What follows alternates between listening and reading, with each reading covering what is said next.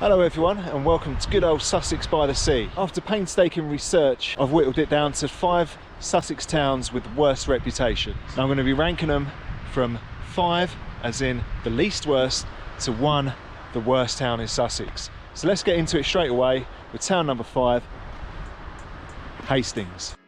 Welcome to Hastings. Hastings is officially the most crime-ridden and the most deprived town in all of Sussex. Hastings town centre contains a usual bland assortment of vape shops, bookies, barbers and pound shops.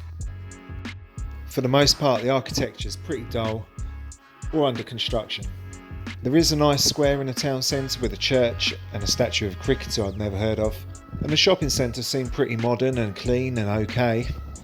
The bus and the train station are a short walk just out of town, and the streets around them, as you can see, aren't the best. There is evidence of homelessness around town and a smell of weed, despite this being 9 o'clock on a Thursday morning. On my visit, a lot of the shops, like this HMV here, were closed due to flooding. So in fairness, the town centre might not have been as busy as it usually would be. But when you pass through the slightly scary subway and onto the seafront, this is where things improve. There's some really cool architecture on the front, giving off a vibe of faded grandeur. There are some cultural attractions such as this theatre and the historic pier. Okay, so maybe not all the architecture is great, but most of it is interesting and has character. There's plenty to do in Hastings, like this casino, mini golf, miniature railway, go-karts, boating lake. Although on this particular day there was a dead fox in the lake. No, seriously, that's a dead fox in the frozen lake. Another awesome place in Hastings is this fishing port.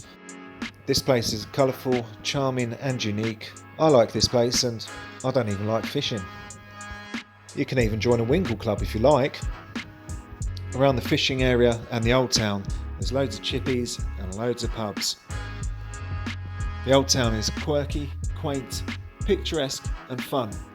I'm a fan. It's so much better than the town centre.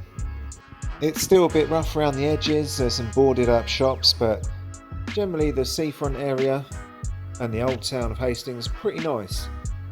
On the way out of town you've got these lovely colourful townhouses.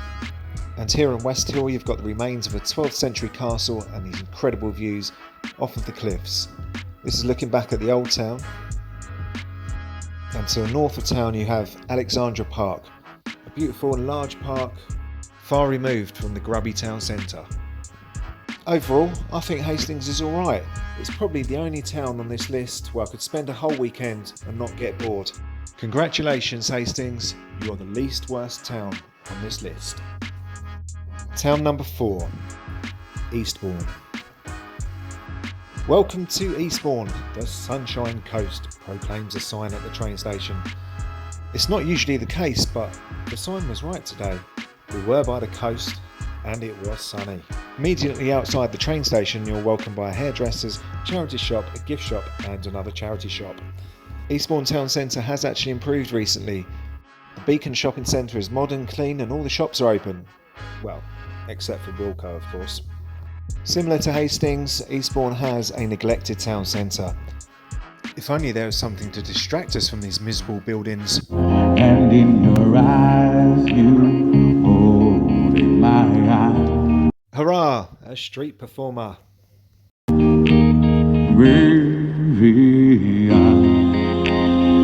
Okay, back to town. So we've got a Debenham-sized hole in the town centre here. This Debenhams closed over 4 years ago, by the way. I do like this derelict cinema though. There's not much getting around it. Eastbourne town centre is pretty crap. If only there was something to cheer us up. Dancing in the dark with you between my arms. I feel much better now, thank you. This is just outside the town centre and things are improving. This is the Eastbourne Tennis Association, or something like that. It's where they play tennis in Eastbourne every year. There's plenty of nicely manicured parks and sexy architecture that hint to a bygone age when rich Londoners would go to places like Eastbourne instead of places like Tuscany or Provence. Look who's back. Listening to our favorite song when you said you love to dance. Eastbourne has culture too. This is the Towner Art Gallery. To me it looks like a tube of refreshers.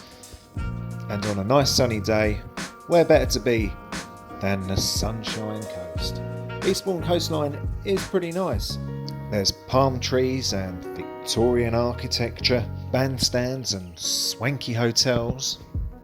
And for my money, Eastbourne has one of the finest piers in all of England. And look at that view, quite splendid, I'm sure you'll agree. Heading back into town via the back streets, it's all quite depressing. This is the old TJ Hughes department store. I couldn't work out if this was open or if it was closed. Walking past here, it says it's open and there's people in there, but somehow it doesn't look like it's open. It was all too depressing for me. Only one thing could cheer me up now. I whispered out beneath my breath. You heard it, telling you look perfect tonight. Here we go. I found a woman. Town number 3, Littlehampton, affectionately known as LA, as in Little Hampton. Get it? Littlehampton is a seaside town, and that's about all it's got in common with its Californian counterpart. Straight out of the train station, and we've already got a barber's, fried chicken shop and an off-licence. On the day I visited, it was market day. One of the stalls was this weird hippie stall. They didn't seem to be doing much business, but most places didn't in Littlehampton. What I'd like to know is what this old payphone's doing here. It's time to remove the payphones, say BT. Nobody's stopping you. The town centre must be one of the drabbest I've seen in Sussex. There are more boarded up shops here than any other town I've been to on this list. What do seem to be thriving though are Portuguese businesses. I saw 2 Portuguese cafes and 1 Portuguese delicatessen on my visit. I did like this shop, David O. Jones Sports. This family-run sports shop has been trading for over 70 years in Littlehampton and even has a Wilson in the window. Feeling like a castaway in the town centre, I made my way to the seafront. There's something a little bit sad about seaside resorts in winter. The amusement park was grey and bleak, as was the sky and the sea. This is Littlehampton's answer to Sydney Opera House. And one quirky thing that I do like about Littlehampton is it has Britain's longest bench. It seems a bit unnecessary and you can't sit on most of it, but I quite like that. Around the corner from the beach you've got Littlehampton Marina. This is where the posh people of Littlehampton live.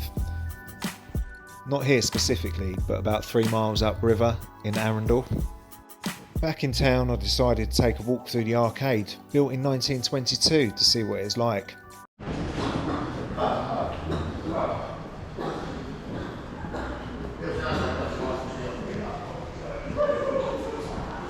It was rubbish. I decided to take a walk just outside of town to the Littlehampton Museum. It was actually quite interesting. There was information about Littlehampton's time as an important port, its role during the war, and there was a small art gallery. You won't be surprised to hear that I was the only person in the museum that day. In summer, Littlehampton isn't that bad, but in winter, it's downright depressing. It's time to move on to the next place. Town number 2, Bogner Regis. Bogner Regis is, statistically speaking, the sunniest town on mainland Britain, although it didn't look it on the day I visited. In fact, you might say the weather's poo. Weather's poo. I don't know if the end just fell off there or if that's deliberate vandalism or what. Bogner Regis town centre is small and just the same as everywhere else. Poundland, Sports Direct, bookies, off-licence, sex shop. No, not that kind of sex shop, I mean computer exchange. You know what I mean. Bogner also has the most unpicked up dog shit of any town on this list. One of the biggest shops in the high street was Wilko, and we all know what happened to that. But you might not remember what happened to Alliance and Leicester. That's because they haven't been on our high street since 2013. And here they are lying derelict in Bogner. If you're really bored, there's always the amusements and the casino, or the arcades where business is open as usual, apparently. And who can resist a good old game of bingo? There was a small market selling stuff like this. I mean, seriously, who is buying these clothes? And what? Oh my goodness, look at that. Bogner Regis has a large Eastern European population, so if you're looking for bogaty smack and Polski sklep, this is the place to come. In all seriousness, I do sometimes come here for work, and I buy all my Polish sausages and pierogi here. It's pretty good for beer too. For those Eastern Europeans that lived at home during the communist period, this must remind them of home. This is Queensway, a street that really puts the bog into Bogner. Just outside the town centre I saw this food bank with a boarded up window. Some places were being rebuilt, but I just had to get out of the town centre. Surely things got better along the seafront. It appears not. This is Bogner Regis Pier, which looks like it's about to crumble into the sea. Lovers have put their names on padlocks and chained them up to the pier. The padlock's now rusting and weary, much like the pier itself. I'm sure it's okay for fishing, and on a sunny day it might be quite nice. There are restoration works going on, but for now, Bogner Pier was looking pretty sorry. I did pass some nice seafront architecture on my way to what Bogner's most famous for. I didn't want to pay to go inside Butlin, so I did try to sneak in for you guys, but, well, I'll show you what happened.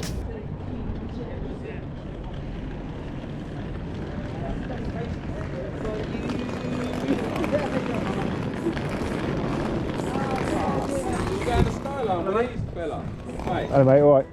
Can you go in the skyline with these trolley things? Fair play to the security guard, he clocked me as I was coming in, and he explained very patiently that if I wanted to come in, I'd have to book in advance and I'd have to pay, as it's an adults music weekend or something like that. From the outside it didn't look like I was missing much anyway. Butlins also has this weird hotel and apartments building that probably looked good back in the 90s. I passed this horrible building on the way to the park. Things did get better at the park. There was a lady feeding the squirrels, a nice Art Deco building. Couldn't quite figure out what was going on with this bandstand. It was cordoned off on one side, but not the other.